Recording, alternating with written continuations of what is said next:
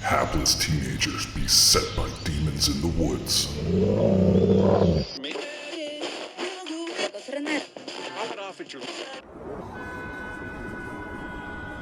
A strange new drug that turns art into murder.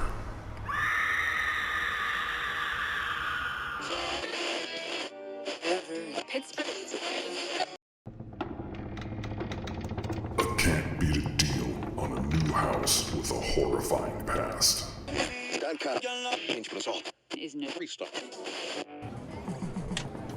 A video game that might usher in the apocalypse.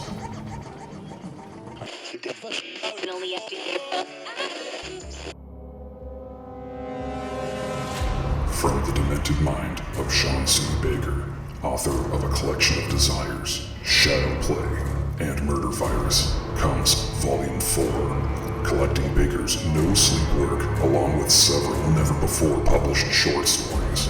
This 99-cent volume also includes the opening chapter of the author's forthcoming teenage giallo novel, Black Gloves and Broken Hearts, due out later this year.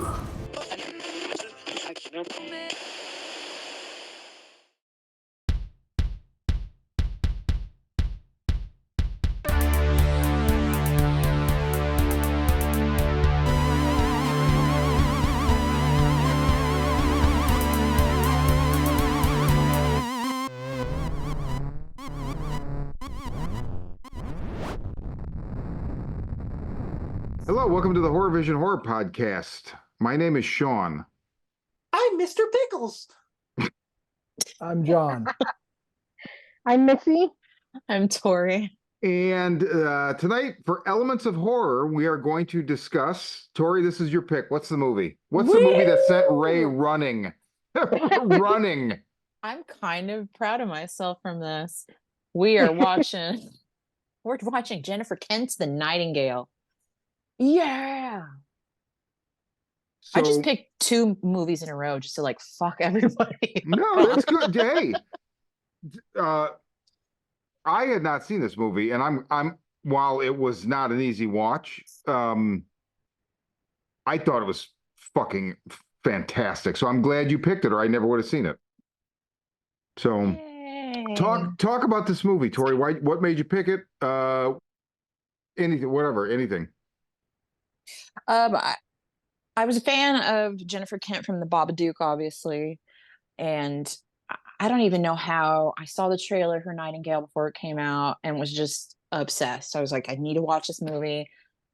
Got to watch it, and I think it's such a beautiful movie that doesn't get talked enough about. And I've been telling you guys for a long time, yeah, you should watch this, you should watch this. And now is my time to force you guys to watch this, except for Ray. Finally. I'm so excited. I love this movie so much. And I know it's really hard. It is not easy. But thanks for powering along with me.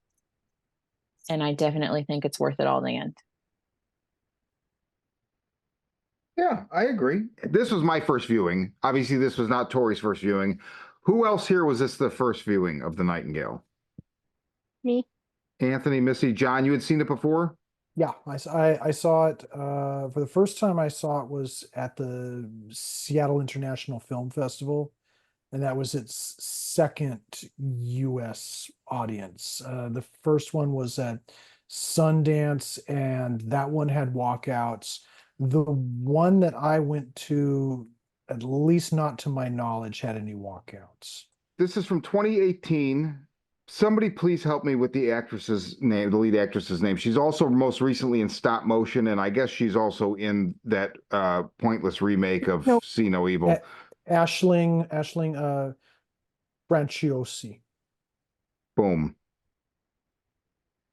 And then also, let's see, so we've got Aisling Franciosi, Bekali Nambar. As Billy. Yeah, it's Billy. Mangana. Yeah, Mangana.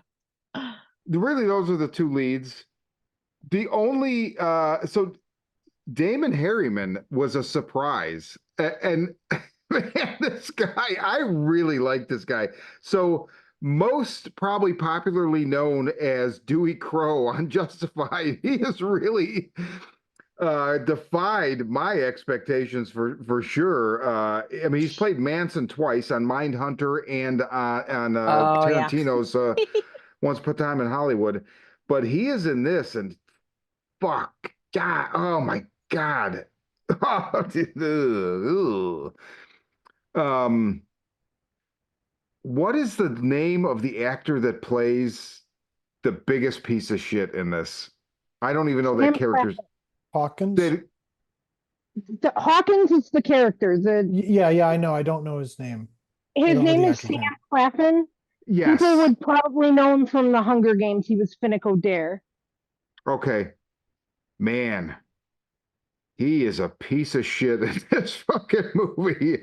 Like I would almost, it almost goes to the point of becoming like caricature-ish at some point where it's just like, oh, I mean, come on.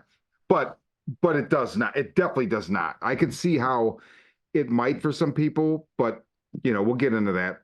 Um, John, what did you think of this flick?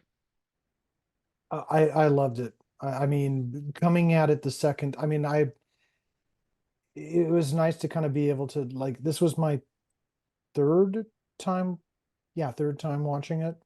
And my thoughts this time around, I was really thinking about it in terms of elements of horror. I mean, this was a great pick, from Tori. And while I was watching it, there were two things that crossed my mind. One was that, um, one was the dream sequences and just sort of like looking at just how gnarly those were and just thinking like this is the silent horror elements that we get from the Babadook just carrying over and blossoming into something, a lot more interesting in the Nightingale. And another film, that I was constantly thinking of was it's one of my favorite films, Jane Campion's The Piano. Piano. And the reason why is not because simply because it's the same time in history and it's the same region of the world, but because I think both films are really, really inspired by this concept of the Gothic. It has the Gothic written all over it. And it's like, yeah, we do a series of, sticks and stones where we look at folk horror, but we think of folk horror as like the raw elements of horror.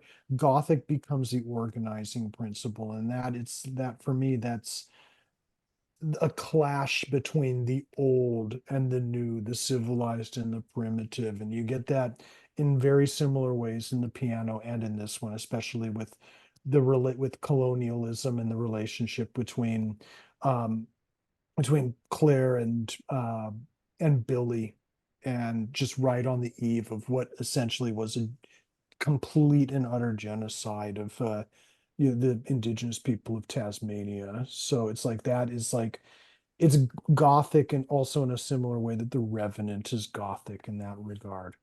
Oh,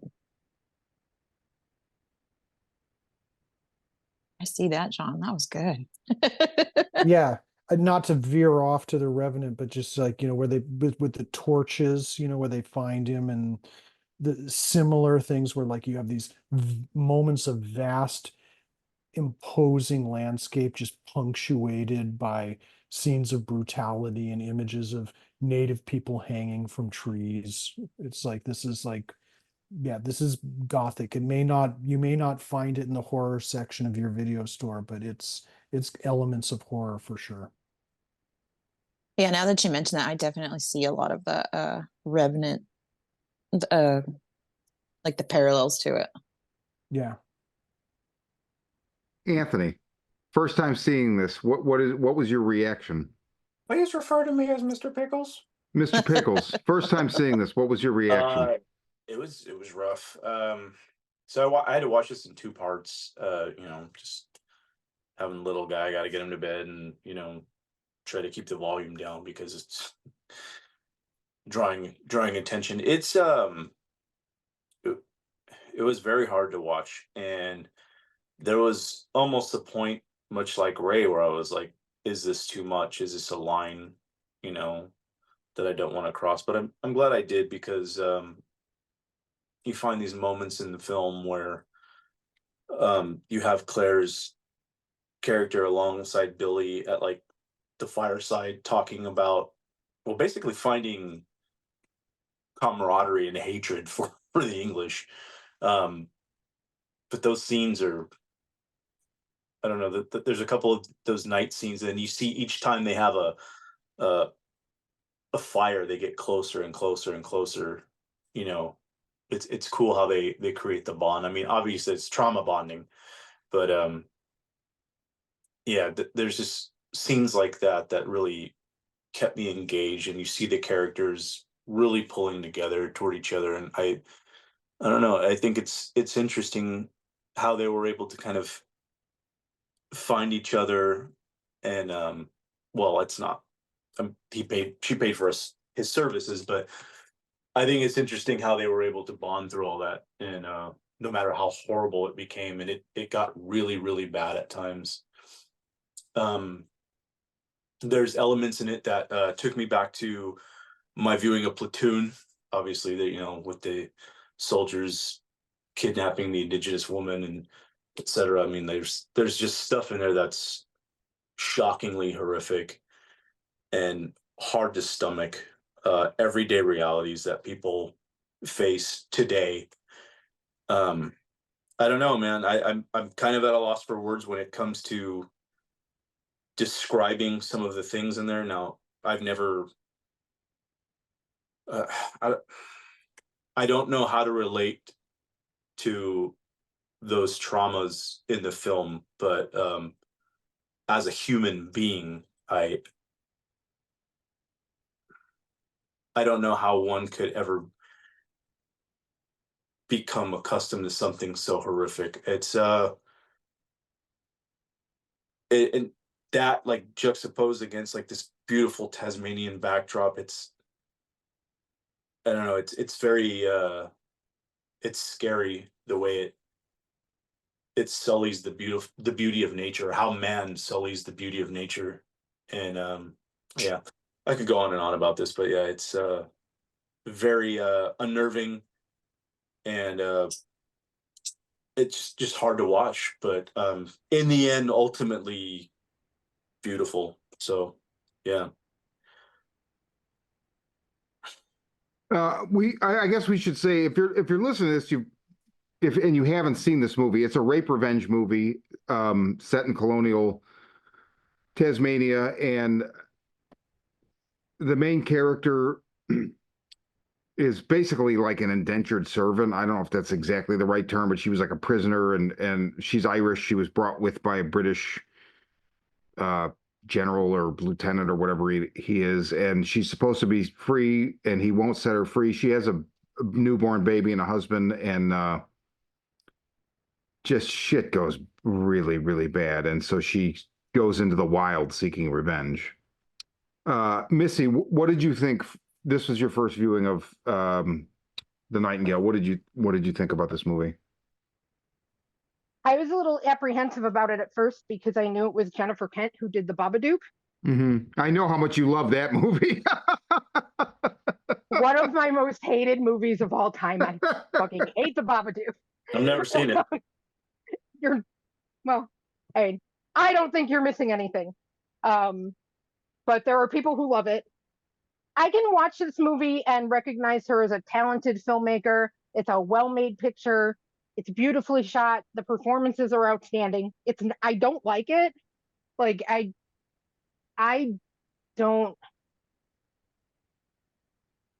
I don't have the same triggers as everybody else, but I don't like movies that are so realistic and are constantly just slamming on the, humanity is awful button. I have enough issues dealing with that on a daily basis. Um, I need some fantasy. It's a well-made picture. I watched it. It didn't spin me out or anything. I think it's too long. I mean, maybe if they shaved out 30 minutes and it moved at a clippier pace, I would have liked it better. I also have issue with the ending. But I think it's a very well-made movie. And if you like those kind of, you like period pieces, war pictures, bleak as fuck dramas, then you'll probably like it. But if I want to watch something to remind me that humanity is awful, I'd rather watch Nightbreed or Dawn of the Dead or something like that. It's just I'm not their target audience, but it's a well-made movie. Yeah, well said. Tori, did you get any, like, what was your experience? How many times have you seen it now, and what was your experience watching this time as opposed to maybe other times? Was it pretty much right in line with previous viewings? Was there some new revelation? No, well, this is probably my third watch of the movie, and um, my first viewing, I would just go in, watch it, right? I just let emotion take me. Second time, I like to pick things apart, or at least like pay attention more. And third time, I just went in, just kind of watching it, and it's like Hereditary, where it has the same effect on me every time. It's like the ending, it's like cathartic and so fucking sad at the same time, because I feel like both characters have found some kind of ending, but it's still not good. Yeah, um I would yeah, agree with that. it's fucking bleak as shit. Like, I don't want to spoil anything Well, for they leave it anybody. open to interpretation, but to me, the only interpretation is nothing good for either one. I mean, Exactly, you know, it, because they're not free in that sense. They're where are never, they going to go? yeah, they were never going to be free. And it just shows what was going on to those people at the time, and just how terrible they were treated.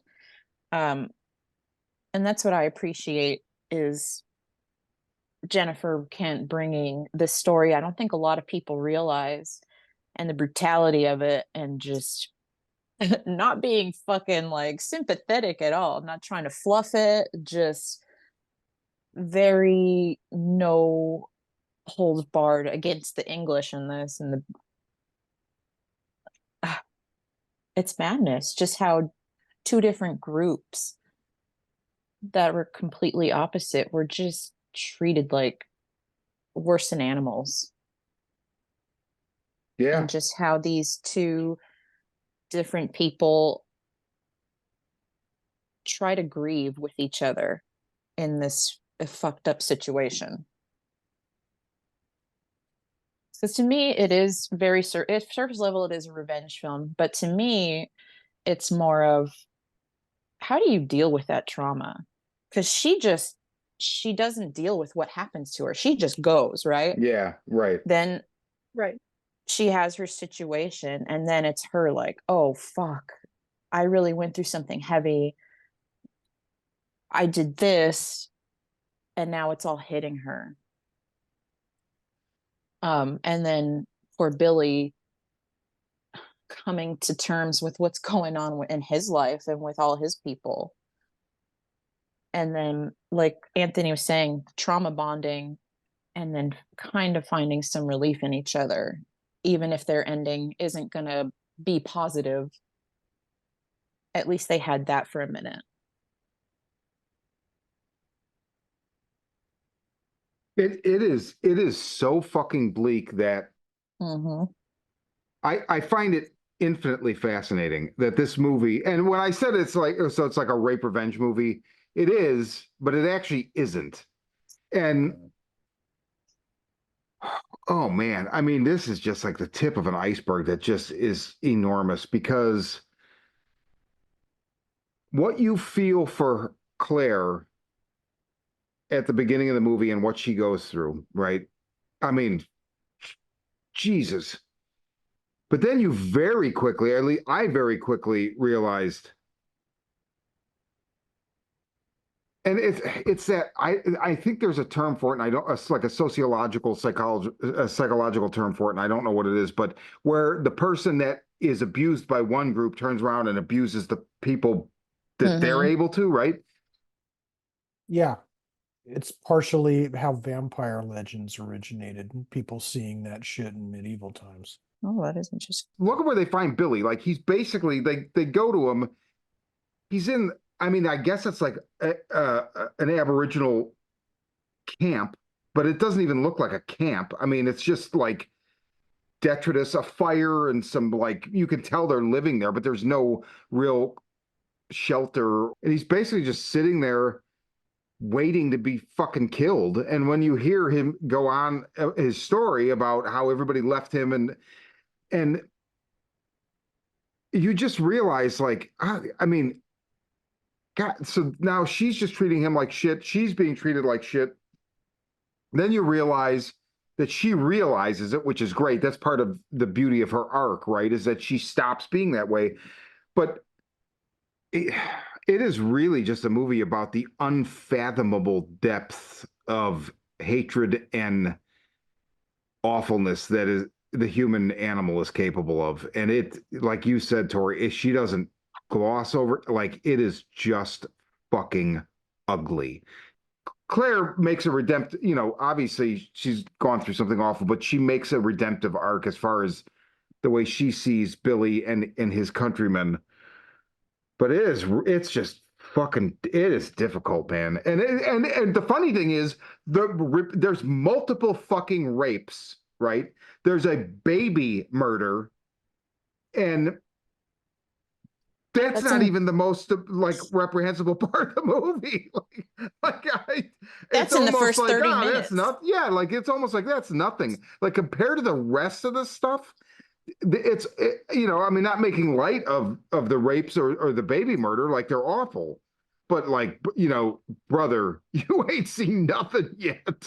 That's just not even. She goes into such a deep philosophically, like sociological fucking. Oh God, And the fact that this all really happened. Yeah, And exactly. Because she knows her history, right? I mean, yeah, and the amount of research that was just taken in detail, and she was so good too, I guess, about talking to the Aboriginal people and really getting their input. Like I believe the character Charlie mhm. is a, a big leader, and he was also a big leader in in his community, and I think he was counseling on the movie while starring in it. Okay. Um, yeah, but just the research she puts in, and I'm glad she doesn't fluff anything or kind of gloss over it or like, oh yeah, pay no mind to what we did between these years. Well, I think the complicity with that she's trying to create in that in those moments, it's kind of draws me towards like why I think the one issue I had with the film was that I felt, and this was mentioned kind of earlier, is that the villain was Hawkins was, I think, way too one-dimensional. He reminded me a lot of if anyone remembers that movie, The Patriot, with Mel Gibson and Heath Ledger, reminds me a lot of Jason Isaacs' character from that film, where he's essentially just the T-1000 in a dragoon outfit, and and he's just and this character, just by being like so kind of flat and one dimensional, he becomes, I think, for men that are culpable in patriarchal violence, he just becomes something that can be written off as an other. He becomes a Bond villain or Darth Vader, or in the words of a certain real life convicted sex predator, he is the late great Hannibal Lecter, and he's just and so just like that kind of, I sort of felt like if they had layered him with not sympathetic qualities, but relatable qualities that serve as a projection space for the audience, I think it would have improved the movie slightly for me, and he probably would have been twice as scary. Yeah.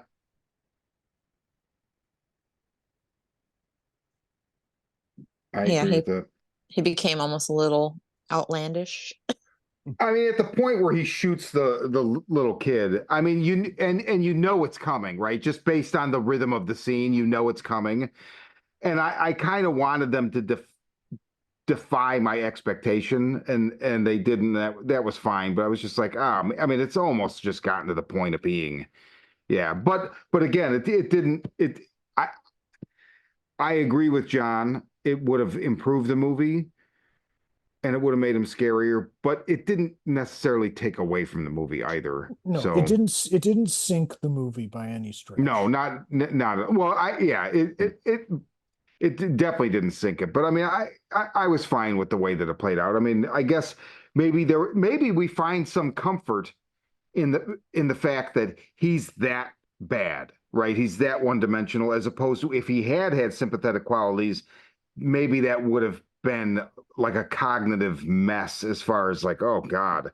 You know, it reminds me of, I've only seen the first 2 seasons of this show, and I liked it. And it's one of those things. Kirsten read all the books, and we always mean to go back to it. But there's a show on Stars called Outlander that's based on the books by oh, I can't think of the author's name off the top of my head. But there's a character in it, and he's like a redcoat. So it's Britain. There's just a similar thing, but there's it's interesting. In Outlander, the rapes are really hard to watch, and they're man on man. It's rough. I mean, Speak for yourself, Sean. well, hey, I mean, I'm joking. No, I Please know, don't I know, arrest I know. me. But I mean, FBI, I'm sorry. I mean, you other than like what's the fucking View Askew movie with with Dante from Clerks who plays a clown where he gets raped? Vulgar. Oh, yeah. Other than Vulgar, I don't know that I've ever seen a movie with well, I probably have because of prison movies, but like such graphic, like the raping in the first season of American History Outlander. X. Yeah, but even which is funny because that big guy is also in Vulgar. So wow, Yeah. wow. American Me has a pretty brutal man rape scene. I mean, I feel like prison movies. It's just you're probably gonna get. It's part of the checklist. It's maybe probably I can't sign off on this prison film unless you have some man on man rape. Right? Well, Oz had a lot of that too. Remember that television show Oz? That's what Oh you said. yeah, Oz yeah, had a lot Christopher of that. Maloney. Yeah, SV. That's why he joined SVU. yeah, I would imagine so. all that time in Oz. Oh man, Missy, what were you saying? That's what I was saying. That Oz had lots of that. Anthony. Mr. Pickles, if you would. Oh yeah, I'm sorry. I keep forgetting. Mr. What's up, Pickles. man? Do you own this movie? I don't. This is the first time I've had a chance to view it. It is available stateside via Shout Factory though, so it's around. But I haven't picked it up yet. Don't know if it's one that needs to go into the collection. I don't know how often I would go back to it. Yeah, I could see that. Especially liking, Australian cinema. I just, again, there's something about how it sullies the beauty of or ability to appreciate the nature in the film. I don't know. Yeah, I might pick it up. I don't know. I really don't. I've got quite a I own a Serbian film that's there's I've got a ton of I've got a ton of like horrific things. But again, something like a Serbian film, it's the violence is so over the top, much like when we were talking about Crossed. It's almost cartoonish, you know what I mean? In relation to this, it's there is no relation. It's dare I say too real? But I don't know. I might pick it up. Who knows? I've never seen the director's. What's her name? Jennifer Jennifer Kent. Kent. Jennifer What's her Kent. other movie? The Donald Babadook. Duck. Babadook. Yeah, Donald Duck. Yeah, I've never seen that either. So, I mean, no, I actually, it's funny. I was on eBay earlier looking at prices on it, and they range around $23. So I was like, maybe I'll pull the trigger at some point. But it's not one I'm itching to get into the collection just because the rewatch value, the shock value is well, I don't even want to say shock value. I mean, it's shining a light on Yeah. horrific moments in time. But yeah, maybe I don't know if. This isn't a movie that I would seek out, but it was a movie that I did want to see. So I'm glad that Tori picked it. So I had the ability to, finally pencil it in. You know what I mean? But I don't know if I'd ever buy this. We'll see. I'm curious. The part of me that likes stuff that's out there wants me to get it, but at the same time, the parent in me who saw like the horrible shit happen to children and it doesn't want it either. I don't know. It's weird. I just asked because I know a lot of times like you'll own a movie but not have seen it yet because your collection is so vast. So I was just curious insofar as that goes. Gotcha. I feel like I don't know if anyone will agree with me. I mean, I think John brought up the dream sequences, and they were very well done. I feel like for the most part, I'm good with dream sequences. Like they just like where Missy mentioned, like maybe removing some of the movie. I don't know that I'd remove anything other than maybe the dream sequence. That would be the first thing I would be like, if tasked to edit this down, I might look at that, or I might severely shorten them. And it's just, I don't know. They weren't particularly ostentatious or misleading or anything like that. Like actually not at all. But although it is interesting now that I say that, because when you think about Australia, Aboriginal culture, and their whole like the dreaming as part of their culture, like maybe there's more to those dream sequences than I actually credited. Not insofar as like plot wise, but they may be well in a way more important than I realized simply because of that. So that's interesting. If I rewatch it at all ever, which is an if, because yeah, there's just not going to be a lot of times. And like I liked the way the movie made me feel as far as by the end, I was like, wow, that was like vast and powerful. But I don't know that I could go swimming through that dark ocean to get to that beautiful island, you know? Yeah, definitely not a crowd pleaser. I'm not inviting people over for pizza. Watch this. Right. This is going to be one of those things where it's like, I'm going to the room for a couple of hours.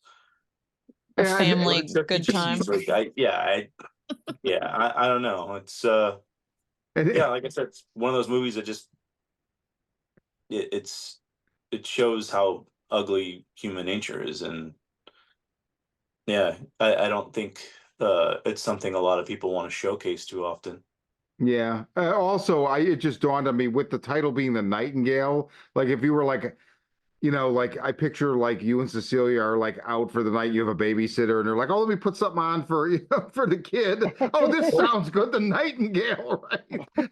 She was 4 feet from me putting up trick or treat, signage on the wall, decorating for Halloween, and the first rape scene comes up. And I was like, oh, it's this kind of movie. Oh fuck, like, Whoops.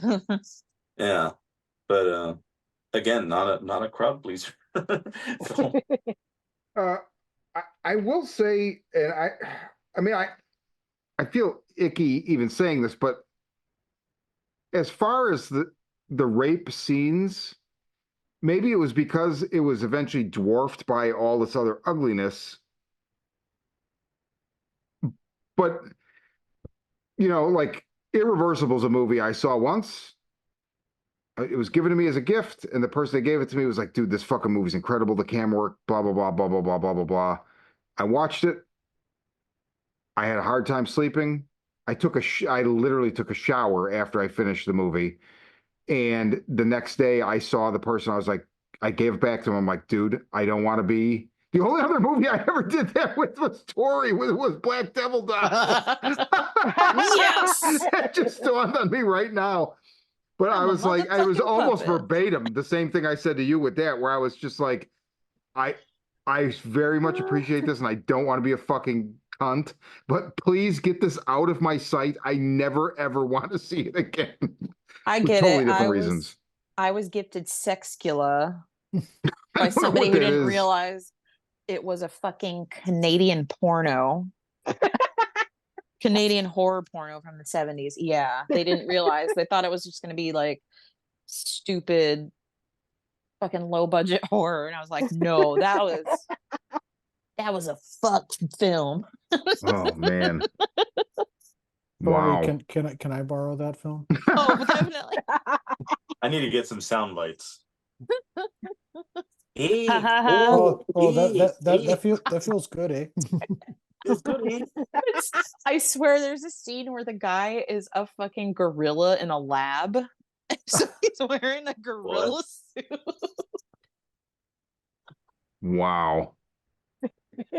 On the next episode of I think it's the only porn I've actually watched for the fucking story. I was like, I gotta see where this goes.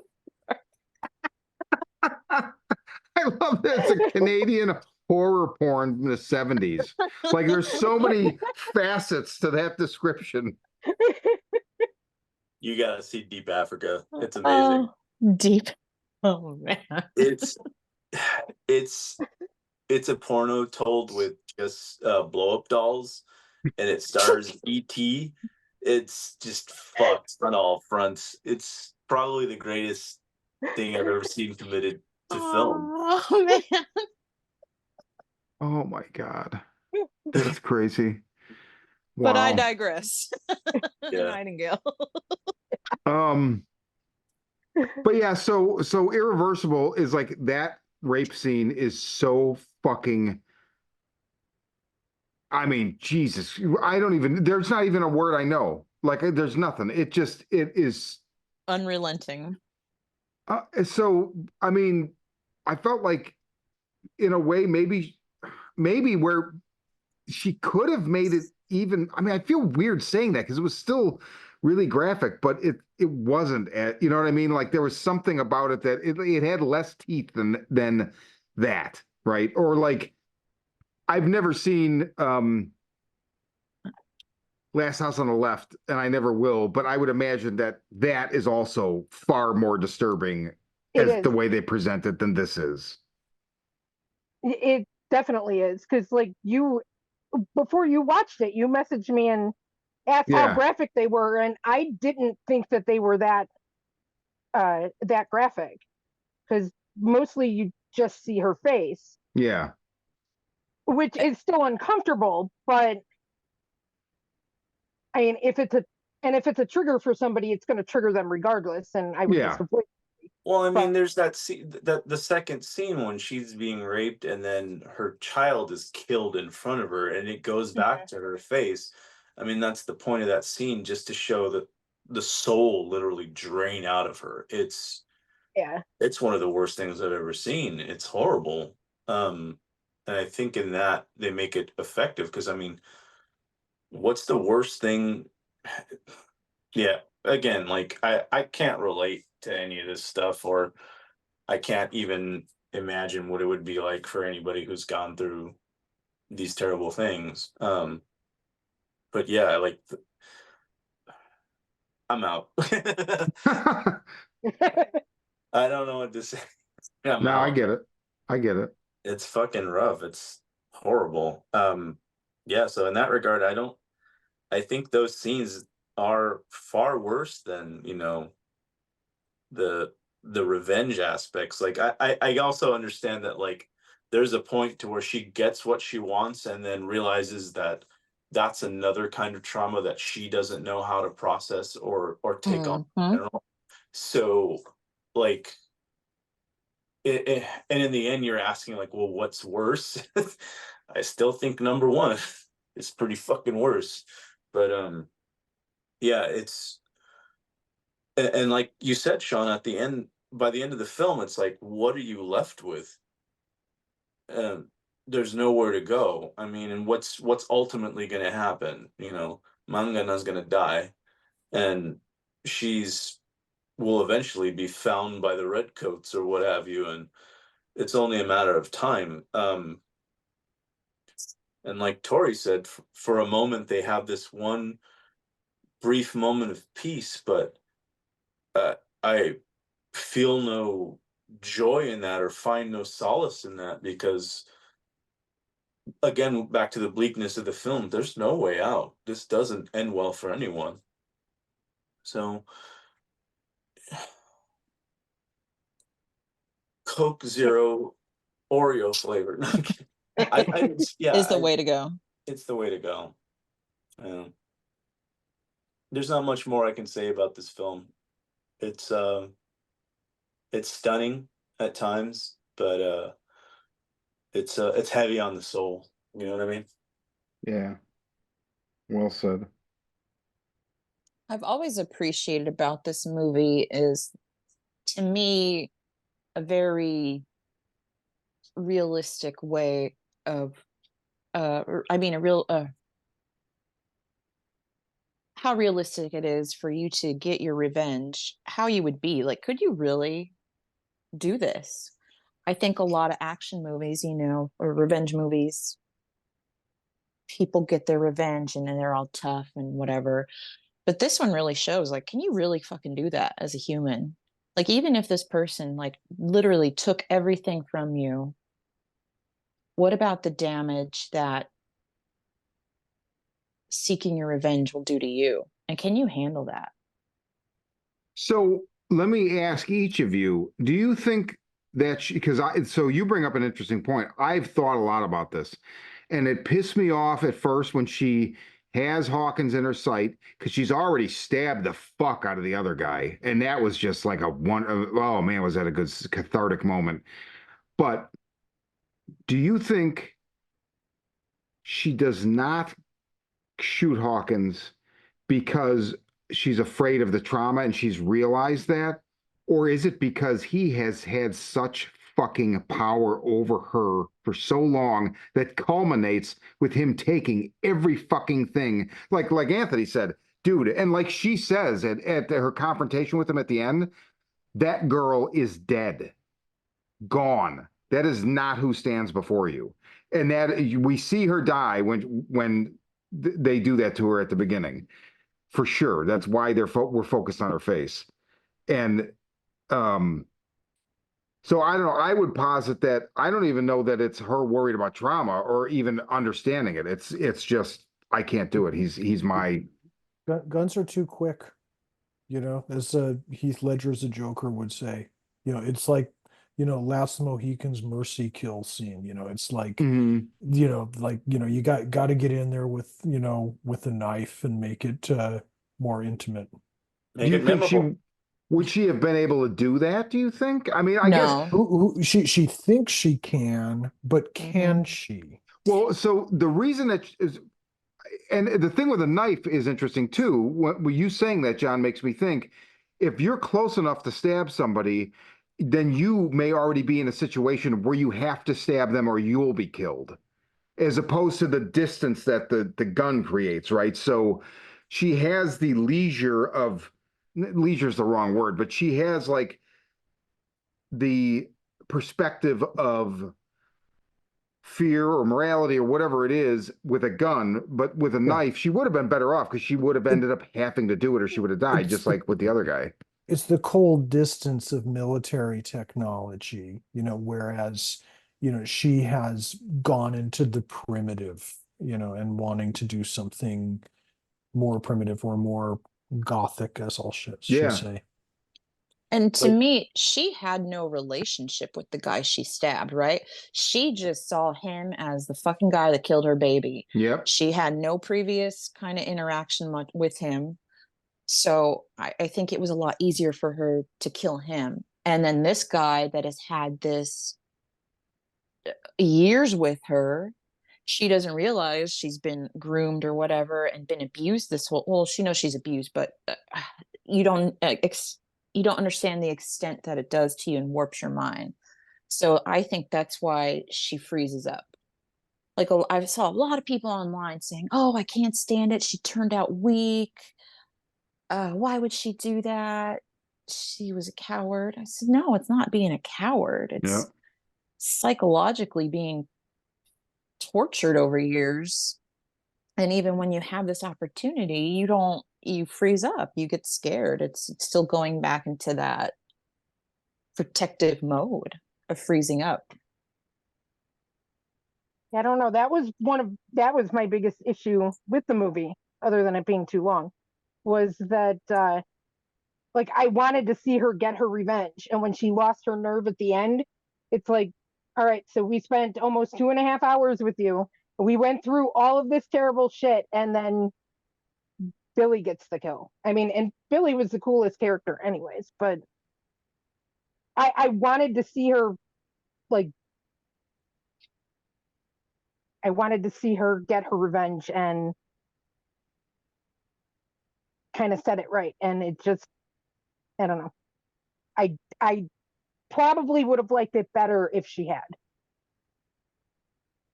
I understand that's frustrating, but I definitely, and that's a reason why I appreciate this movie, is it's more of a realistic look Yeah. of how you would react. Like I could say, all day long, "Oh hell yeah, if somebody did something wrong, I could kill him.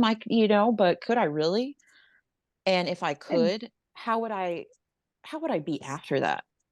But It's they took everything from her, and she was gonna, I mean, even after all of this, she's probably gonna end up dead anyways. So what does she have to lose? right. But I think her being raped all that time and then just, being property, she can't go anywhere without these papers that he won't give her. I think it was just that natural reaction to freeze up. You know what I mean? She's I think that terrified of him. You was, see it in her yeah, face when she sees him. Like she points that rifle and you just see her choke because she's fucking terrified. And he knows this, it too, right? He asserts he goes from being like, oh shit, to, boom. It's a rough scene. I was pissed off at first, but I was like, but this is very realistic as far as that like abuser, abusee, I man, I don't know. It is this movie. It always interests me when we have these movies that like I consider is a fucking epic, like masterpiece, but I just don't want to be like, I'm just like, oh my God. It's to a much, well, this is to a lesser extent. I came to realize something about Nicholas Winding Refn in reflecting on Too Old to Die Young, which is Nicholas Winding Refn really enjoys making very beautiful imagery, mhm. but the ugliest fucking shit is going on. Because he's like, I know you want to watch it, don't you? But it's going to hurt to watch it. And I think it's a really interesting, like, that's a provocateur. There's not a lot of You, people that do that kind of shit. you're right. It's like that's one of my favorite movie in Drive is just after Bryan Cranston dies, they have this whole just moment with that song "Oh My Love," and while he's putting on the mask, I was like, this is the best part of the whole film, and just what happened is just so fucking terrible. Yeah. I mean, and that's not even like that movie is a cakewalk compared to some of the other like I never made it through Too Old to Die Young, and I want to go back and get, but there's just shit in it. It's just like I'm just like, God damn, it's so beautiful, but it just is ugliest fucking stuff. And Yeah. that's not exactly what this is, but you can draw a comparison where I mean, man, how do you go, and I love the Babadook, Tori, I'm like you. How the fuck do you go from making the Babadook to this? Like, we really liked your Australian suburban movie about a grief monster metaphor. What next? Oh, colonial Tasmania, of course, right? Like, Oh, got like, it. like, holy fuck. She impressed wanna the fuck out of me. Like, this is huge. I mean, John's making comparisons to some of the most epic, like Campion and fucking, and they're warranted comparisons. And I'm just like, man, I can't wait to see what she does next because, oh man, she did one of those Guillermo del Toro Cabinet Curiosities, and I think it was the last one of the series, and I don't remember it at all. I remember it had to do with birds. It was really good. I liked it because I didn't expect it. Um, I like her because she's got kind of like I see her style, but everything has been a little different each time, and I appreciate that. But I would give it another shot though. It was really it's a nice way of ending that series. I've been meaning to rewatch the whole thing, so I will. I might watch it in reverse order. Hmm. Well, she's got 3 things in production. Oh, nice. Wait, Oh, what is she that's doing? so. I just read about this recently too. Alice plus Frida Forever, or Alice and Frida Forever. The romance between 2 young women in Memphis during the late 19th century ends tragically and captures the attention of the entire United States. So that's looks like that'll be her next movie. And then there's 2 other things here that are just titles. Whoever Brought Me Here and Tiptree. But I don't know. I'll be very curious. I don't know if we missed it, but Babadook was in the theater this month, so it either already missed it or it's come. I don't see it. I was just looking a minute ago. 10th anniversary, right? Yeah. It must be. Yeah, It's at Beyond Fest it's at Beyond Fest. with the Yeah. Nightingale. Oh, that's right. Oh man, man. That's a harrowing double feature. Just something light on a Wednesday, you know? Yeah, you know. No biggie. Uh, Closing thoughts, Missy? Um, just if you like those kind of movies, war pictures, these bleak dramas that have something to say, it's a very well made movie. Um, if you're like me and you'd rather, things not be quite so realistic, you can probably skip it. Watch something fun.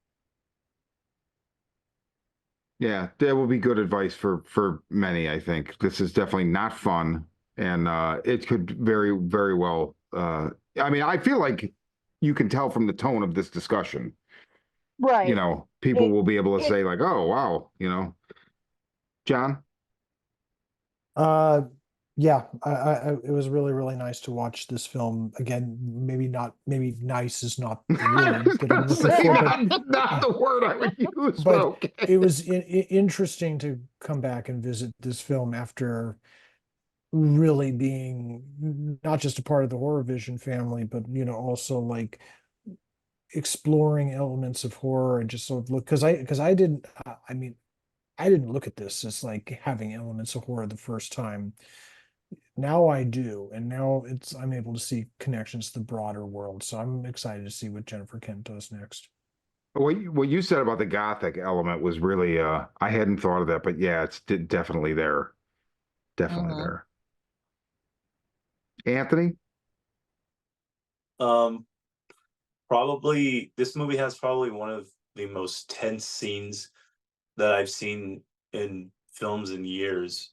And that was the scene where she goes to kill the first soldier and she fires, shoots him in the leg, and there's this long, drawn out scene of her standing over the guy begging for his life, and she's slowly, reloading the rifle, and I'm like, and you're watching this guy pleading, snot coming down his face, and all this stuff, and I mean, you feel no remorse for the guy, but it is extremely well shot, and I gotta say, it's just that if any scene from the film is gonna stick with me, it's that.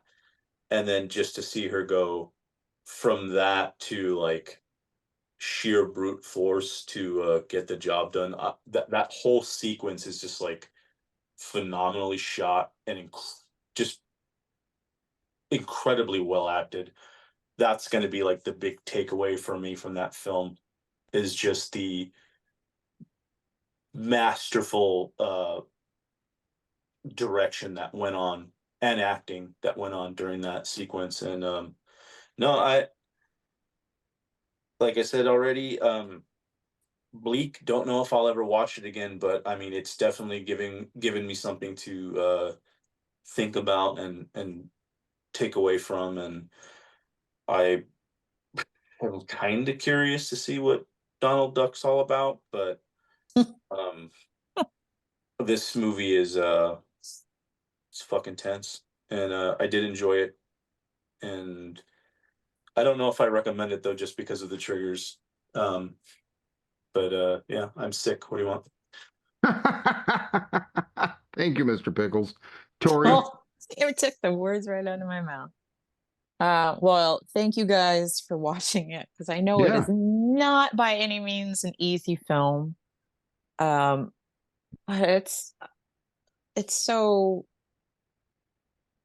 beautiful in this brutal fucking way, and it needs to be seen at least once, just to see this terrible piece of history that it's not fun to look at, but you know what, sometimes we do need to reflect on those things Yeah. and see what happened. And sometimes you need to hear a conversation between an Irish lady and an Aboriginal man bonding over their hatred of the British.